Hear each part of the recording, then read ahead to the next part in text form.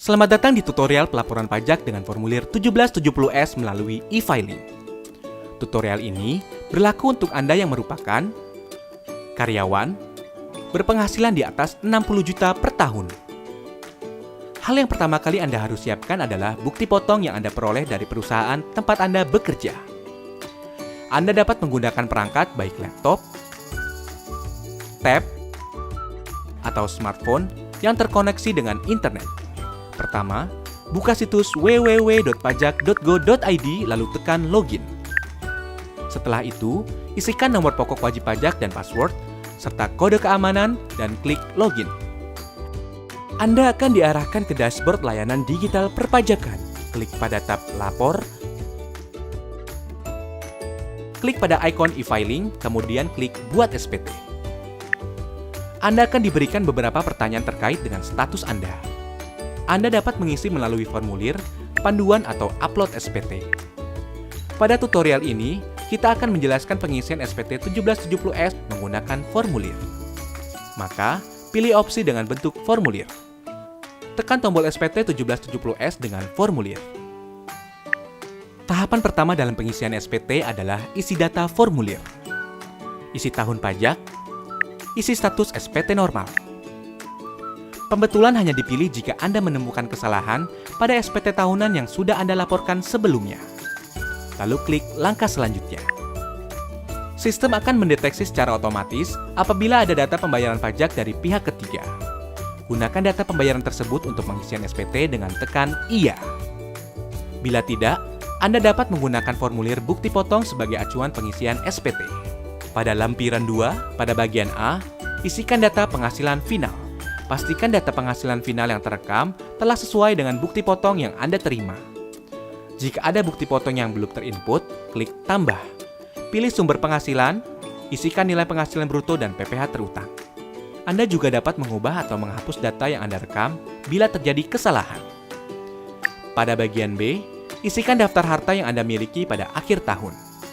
Data harta yang telah Anda input pada tahun sebelumnya dapat Anda tampilkan kembali melalui menu Harta pada SPT tahun lalu dan lakukan penyesuaian.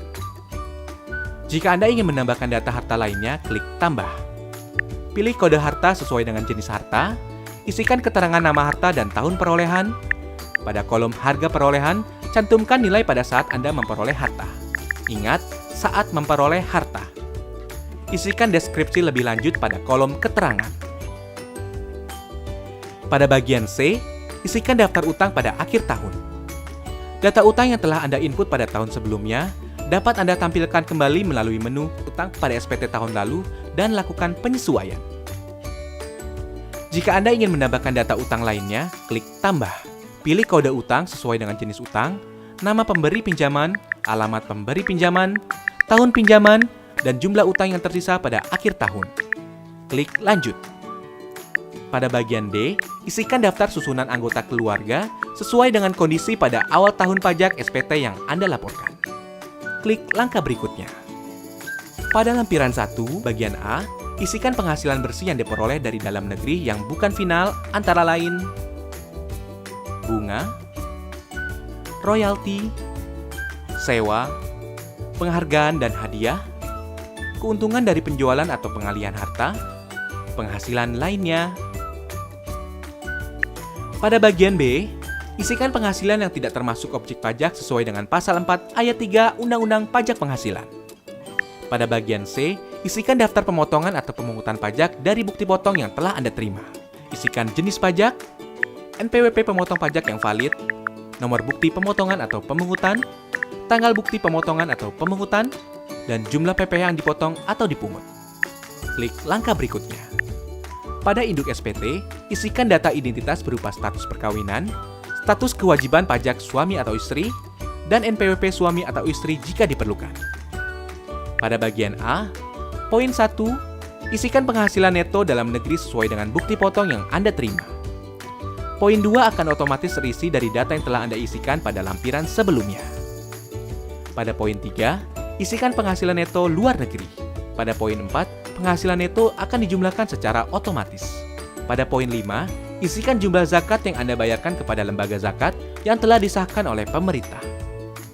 Poin 6 akan terisi otomatis. Pada bagian B, pilih status perkawinan dan isikan jumlah tanggungan sesuai dengan bukti foto. Maka, nilai penghasilan tidak kena pajak akan terisi secara otomatis. Bagian C hanya perlu diperhatikan bagi Anda yang memperoleh penghasilan dari luar negeri, dengan cara membaca ketentuan yang tertera pada petunjuk bagian C10. Bagian D poin 14 hanya perlu diisi apabila Anda pernah membayar angsuran PPh pasal 25. Lanjut ke bagian E. Anda akan mengetahui status SPT Anda apakah nihil, kurang bayar, atau lebih bayar. Jika SPT Anda nihil, Anda dapat melanjutkan pengisian pada poin F. Jika SPT Anda kurang bayar, Anda akan diberikan pertanyaan lanjutan. Jika Anda belum membayar, pilih belum dan Anda akan diarahkan untuk membuat e-billing terlebih dahulu. Bila Anda telah membayar, isikan data bukti pembayaran berupa jenis pembayaran, yaitu nomor transaksi penerima negara atau pemindah bukuan. Isikan kode NTPN atau pemindah bukuan Anda, lalu isi tanggal dan jumlah pembayaran. Jika SPT Anda lebih bayar, silakan unggah dokumen pendukung berupa bukti pemotongan pajak dari perusahaan atau bukti pembayaran lainnya. Pada poin F, hanya dikhususkan bagi Anda yang secara rutin memiliki status SPT kurang bayar. Lanjut ke pernyataan. Centang pernyataan setuju bila Anda yakin bahwa data yang Anda isikan sudah benar. Langkah terakhir adalah ambil kode verifikasi. Secara otomatis kode verifikasi akan dikirimkan melalui email Anda. Salin kode tersebut pada kolom yang disediakan, klik kirim SPT, maka SPT Anda akan terekam pada sistem DJP. Anda akan mendapatkan bukti penerimaan elektronik sebagai bukti bahwa Anda telah melaporkan SPT. Jika Anda masih memerlukan bantuan, silakan kunjungi www.pajak.go.id atau telepon ke Kering Pajak 1500 200.